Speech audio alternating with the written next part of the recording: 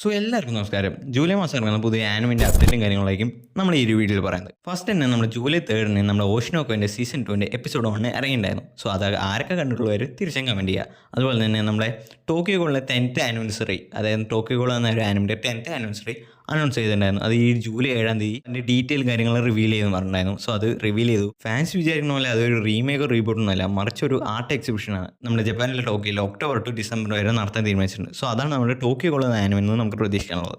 അതുപോലെ തന്നെ ഈ ജൂലൈ 6 നമുക്ക് പുതിയൊരു ഇസക്കൈ ആയിട്ടുള്ള സൂയിസൈഡ് സ്ക്വാഡ് നമുക്ക് പ്രതീക്ഷിക്കാം.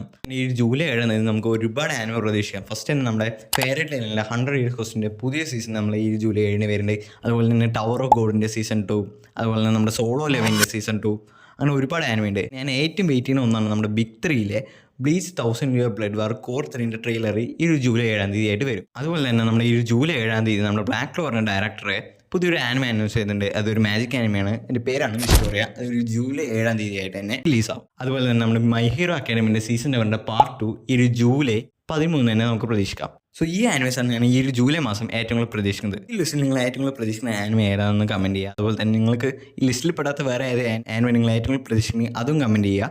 സോ അത്രേ ഉള്ളൂ.